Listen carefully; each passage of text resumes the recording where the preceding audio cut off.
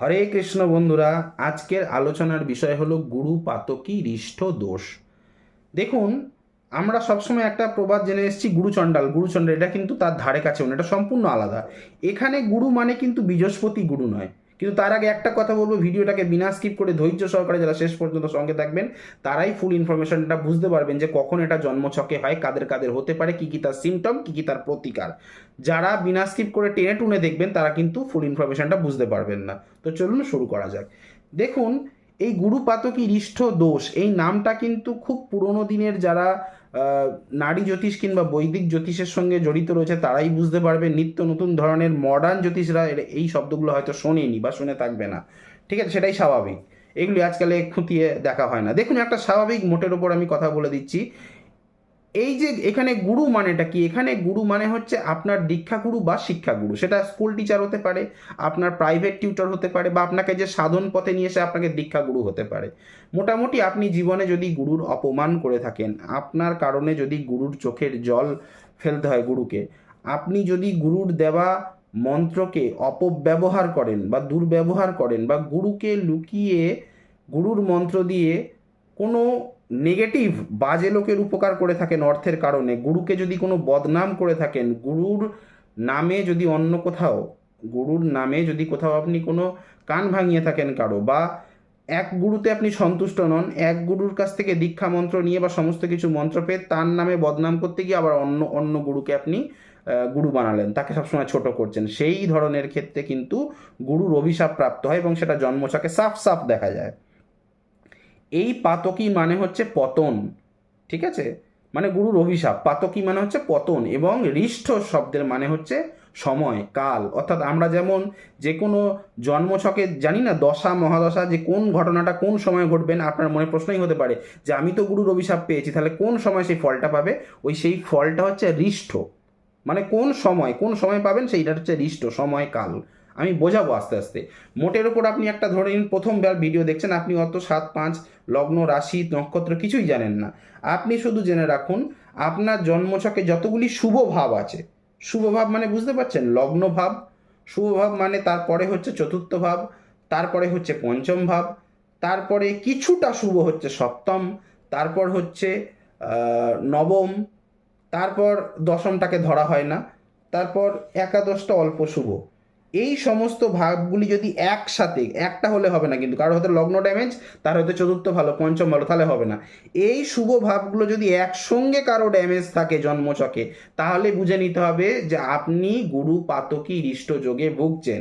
এবং গুরু পাতকী রিষ্ট যোগ যাদের হয় জেনে নেবেন, দুর্ভাগ্য হতাশা দুর্দশা পেছন ছাড়ে না, আর্থিক উন্নতি হয় না, বাড়ির বাচ্চা ছেলেরা পড়াশোনা যথেষ্ট করার পরেও চাকরি পায় না, বা চাকরি মানে আউট অফ ইন্ডিয়া যেতে গেলে বাধাপ্রাপ্ত হয়। আমি বলবো ডিটেলসে, ধৈর্য সহকারে শেষ পর্যন্ত সঙ্গে থাকুন, পিন পয়েন্টেড বলবো। নাম্বার 1, যদি আপনার জন্মছকে যদি আপনার জন্মছকে রবি বুধ রাহু যুক্ত হয়ে লগ্ন সাপেক্ষে নেগেটিভ হাউসে, আপনার যে কোনো লগ্ন হোক, সেই লগ্ন সাপেক্ষে যদি ষষ্ঠ অষ্টম দ্বাদশে থাকে, এবং সেই ঘরটি যদি রবি কিংবা বুধের শত্রু গৃহ হয়, অর্থাৎ দেখা গেল কুম্ভতে হয়েছে, বা সরি মকরে হয়েছে, এই যোগটা কুম্ভ থেকে মকরে বেশি নেগেটিভ রেজাল্ট দেবে। সেটা আবার অষ্টম ভাব, ধরে নিন আপনার লগ্ন সাপেক্ষে অষ্টম ভাবও পড়ে গেছে এই কুম্ভ, এই মকর, সেখানে রবি রাহু এবং বুধ একত্রে পড়েছে, একদম দুর্দান্ত নেগেটিভ প্রভাব আপনার পাবেন। ঠিক আছে, আবার ধরে নিন এই যোগটাই, এই রবি বুধ আর রাহু, ধরে নিন এটা পড়ে গেছে কারোর বৃষে, সেখানেও কিন্তু আপনি নেগেটিভ প্রভাব বুঝতে পারবেন।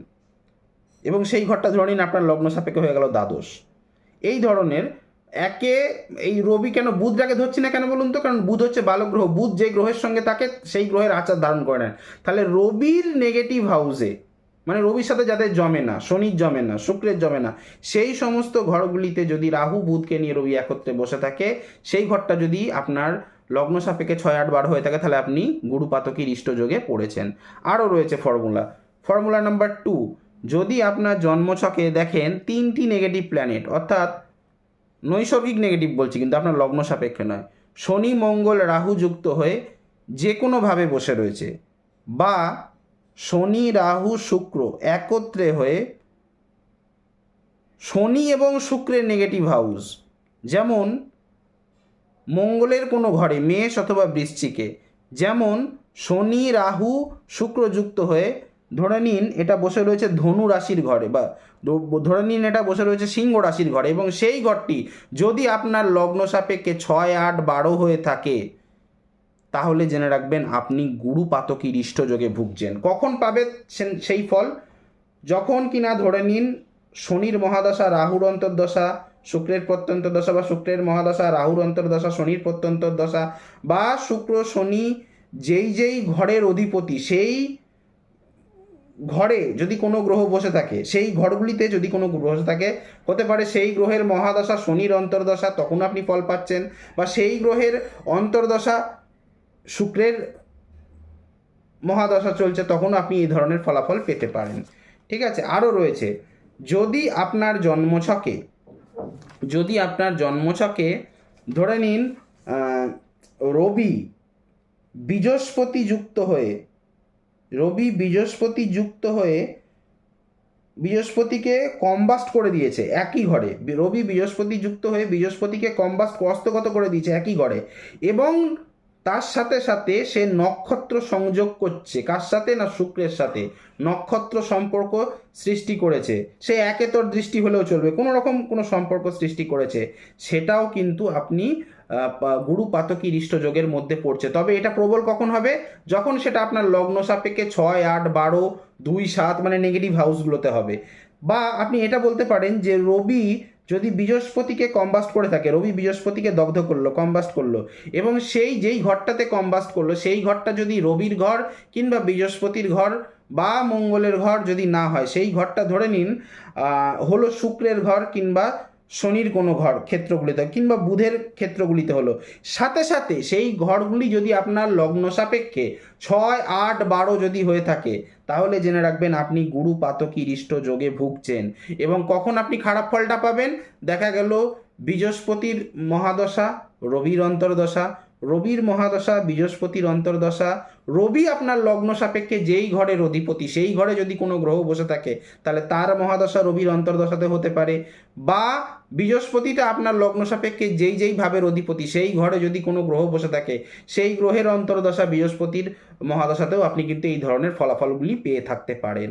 আর একটা কথা বলছি, এই রবি যদি সেম বৃহস্পতি একটি শুভ গ্রহ, শুক্র একটি দারুণ শুভ গ্রহ, তাহলে শুক্রকে যদি কম্বাস্ট করে থাকে এবং সেই ঘরটি মানে রবি শুক্রকে কম্বাস্ট করছে, সেই ঘরটি যদি রবির এবং শুক্র ঘর না হয়, রবি শুক্রের ঘর হলে তো আপনি অনেক বাঁচুয়া পেলেন, কিন্তু সেই ঘরটি যদি রবি আর শুক্রের ঘর না হয়, রবি শুক্রকে কম্বাস্ট করছে মঙ্গলের ঘরে মেষে অথবা বৃশ্চিকে, রবি শুক্রকে কম্বাস্ট করছে ধরে নিন ধনুতে এবং মিনেতে অতটা হবে না, রবি শুক্রকে কম্বাস্ট করছে সিংহতে, সেক্ষেত্রেও কিন্তু আপনি এই শুক্রের দশা মহাদশা বা শুক্রের ঘরগুণিতে যে গ্রহ থাকবে তার রিগার্ডিং দশা মহাদশায় আপনি কিন্তু নেগেটিভ ফলাফল পাবেনই, মিলিয়ে নেবেন। তার আগে একটা কথা বলবো, ভিডিওটা যদি ভালো লাগতে, শেষ হয়নি কিন্তু, ভিডিওটা যদি ভালো লাগতে শুরু করে থাকে একটা লাইক করবেন, কমেন্ট করবেন, বেশি বেশি করে শেয়ার করবেন, চ্যানেলটিতে নতুন হয়ে থাকলে সাবস্ক্রাইব বাটনটিতে প্রেস করে নোটিফিকেশানে গিয়ে অলে গিয়ে অন দেওয়াবেন, যার ফলে আমার তৈরি ভিডিও বেরোতেই সবার প্রথম আপনারা পাবেন। এবং আমাকে দিয়ে যদি কনসালটেশন করাতে হয়, স্ক্রিনে দেওয়া নাম্বারে কল বা হোয়াটসঅ্যাপ করে যোগাযোগ করতে পারেন। আমার নাম্বারটি হলো 9619396811। আরেকবার বলছি, আমার নাম্বারটি হলো 9619396811। এই নাম্বারে কল হোয়াটসঅ্যাপ দুটোই আছে। যদি কখনো না লাগে বাই চান্স, আরেকটি নাম্বার বলছি 8697429744। আরেকবার বলছি 8697429744। এই নাম্বারে কল বা হোয়াটসঅ্যাপ করে, দুটোতেই কল বা হোয়াটসঅ্যাপ আছে, যোগাযোগ করে আপনি সরাসরি আমার সাথে কথা বলতে পারেন, তবে পেবল।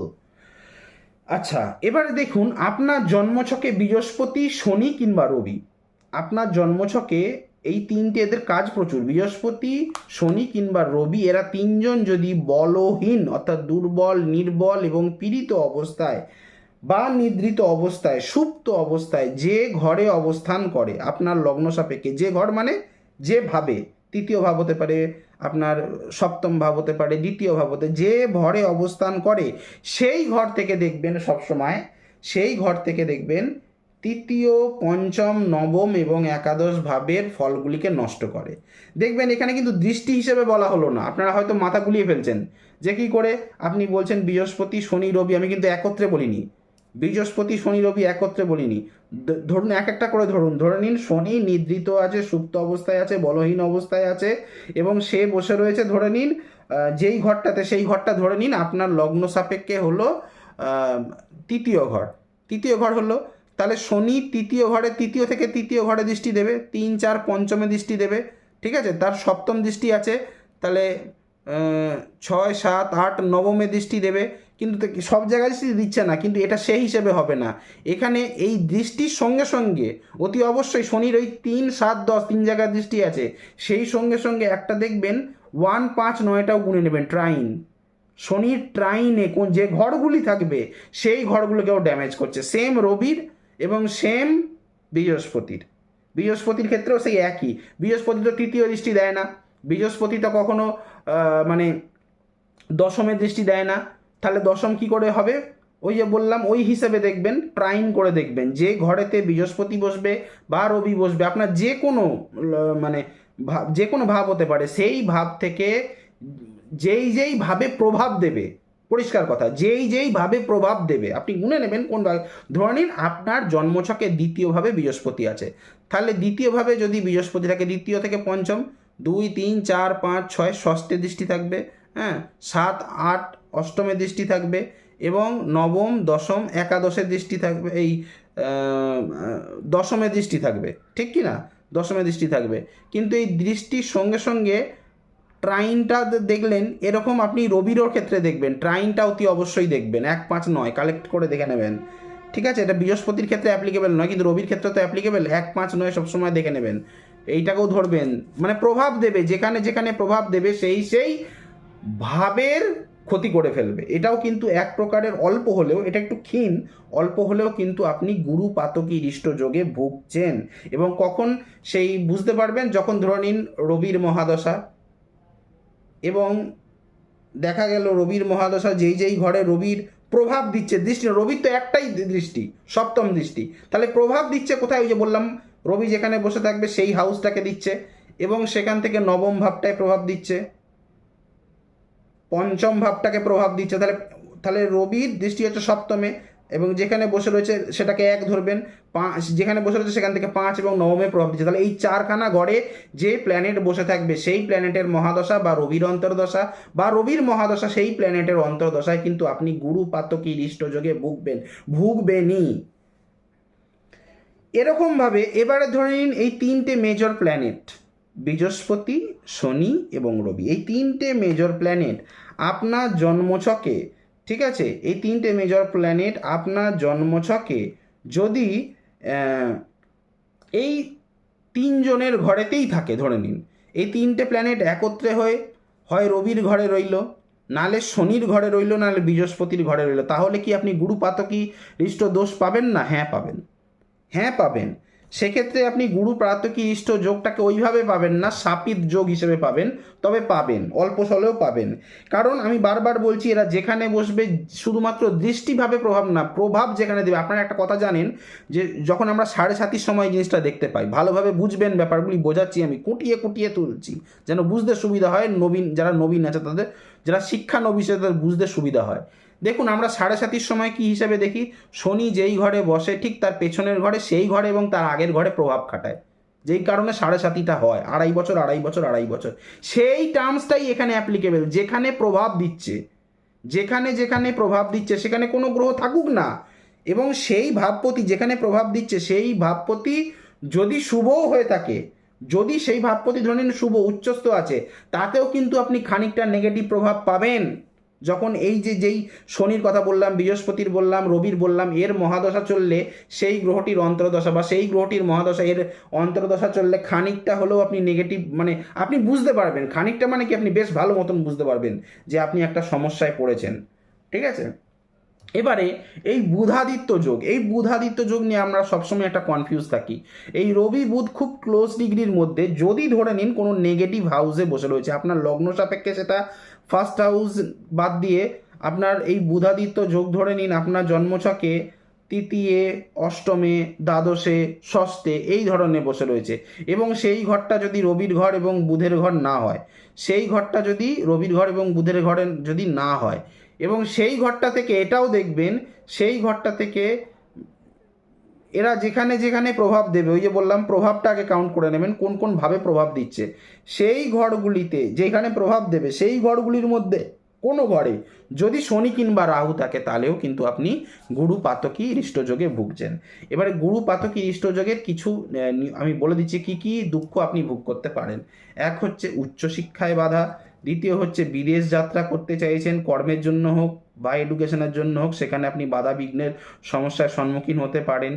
3 নম্বর হচ্ছে হঠাৎ করে বাড়িতে অগ্নি সংযোগের কোনো ঘটনা ঘটেই যেতে পারে। 4 নম্বর হচ্ছে নিজের টাকা পয়সা থাকা সত্ত্বেও প্রপার্টি নিতে চাইবেন, সেখানে কোনো রকম বাধা বিপর্যয় হবে। এবং নিজের ঘরের আশেপাশে নিজের বাউন্ডারির ভেতরে দেখবেন গাছপালা সব শুকিয়ে মরে যাচ্ছে, এবং আপনি হয়তো কখনো কোনো মানে ধার দেনা করেছেন, সেই ধার দেনাটা আপনি শোধ করতে যাচ্ছেন, দেখবেন দখলদারেদের আন্ডারে চলে যাচ্ছে, আপনি টাকা দেওয়ার পরেও সেইখান থেকে আপনার জিনিসটা উদ্ধার করতে পারছেন না। এবং সাধু সন্তদের একটা বিরাগভাজন, অর্থাৎ আপনাকে সাধু সন্ত বয়োজ্যেষ্ঠ মানুষেরা পছন্দ করবেন না। হ্যাঁ, এবং আপনি যদি নিজেও সাধন মার্গ করেন, তন্ত্রমন্ত্র করেন লুকিয়ে, তাতেও কিন্তু আপনি ব্যাপক রকমের বাধা পাবেন। ভণ্ড সাধু সাধু ভাব থাকবে, আপনার প্রতিটা সংকল্প এবং প্রতিজ্ঞা এবং অঙ্গীকারগুলি সব মিথ্যে প্রমাণিত হবে। অকারণে জেদ বাড়বে, অকারণে ক্রোধ বাড়বে আপনার মধ্যে। আপনার পাকস্থলীর প্রবলেম, চোখের সমস্যা, অগ্নাশয়ের প্রবলেম, স্টমাক ফুল আপসেট, জন্ডিস এই ধরনের কোনো সমস্যায় আপনি ভুগতে পারেন। রাত্রে ঘুম কম হতে পারে। এবং সেই সঙ্গে সঙ্গে এটা দেখবেন বন্ধু বান্ধব আত্মীয় স্বজন, আপনার যত রিশতেদার আছে সবাই একে একে দূরে সরে যাচ্ছে। তাদের সাথে আপনি যতই বন্ডিং করার চেষ্টা করুন, বন্ডিং হচ্ছে না। যতই আপনি মন জগিয়ে চলুন না কেন, তারা আপনাকে একসেপ্ট করতে পারছেন না। আপনি ভেবে নেবেন গুরু পাতকি হৃষ্টযোগে পড়ে রয়েছেন। এবার এই গুরু পাতকি হৃষ্টযোগটা খানিকটা কম হতে পারে যাদের জন্মছকে মানে শিবযোগ, সিদ্ধযোগে জন্ম, যাদের শিবযোগে যাদের জন্ম, যাদের লক্ষ্মী যোগ বা লক্ষ্মী নারায়ণ যোগ, অর্থাৎ চন্দ্র মঙ্গল একত্রে বসে রয়েছে চন্দ্রের ঘরে কিংবা মঙ্গলের ঘরে বা বৃহস্পতির ঘরে, বা যার করণটা ভালো রয়েছে, করণ মানে the cause of your birth, সেই করণটা যাদের ভালো রয়েছে, তারা কি বুঝে নেবেন যে তাদের পরিবারের যে কুল পরম্পরা, তাদের যে বংশ পরম্পরার কোনো ব্যক্তি সাধন মার্গে ছিল, যার ফলে তারা আজকে একটু ভালো থাকবে, তুলনামূলক বেটার থাকবে।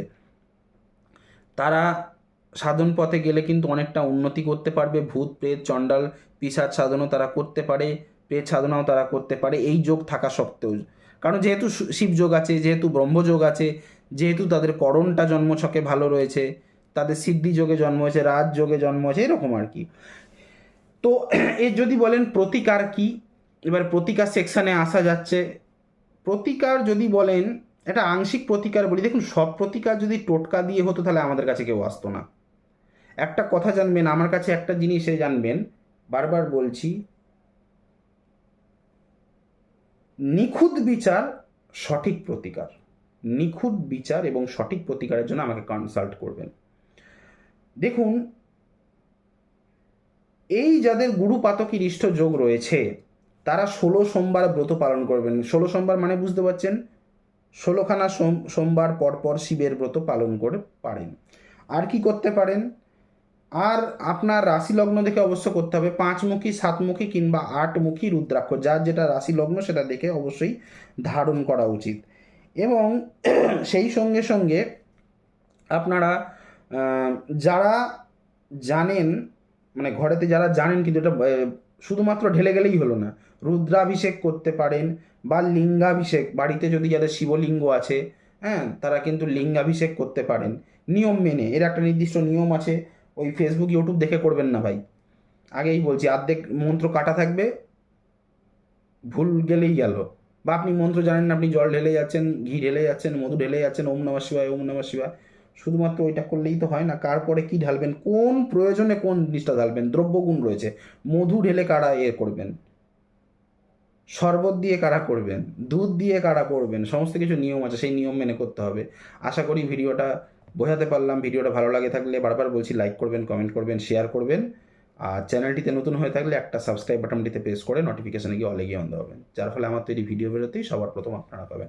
আজ এখানেই রাখলাম, দেখা হচ্ছে নেক্সট কোনো ভিডিওতে, নেক্সট কোনো টপিকে। ততক্ষণ পর্যন্ত ভালো থাকুন, সুস্থ থাকুন, আর সুস্থ আপনার থাকতেই হবে। হরে কৃষ্ণ।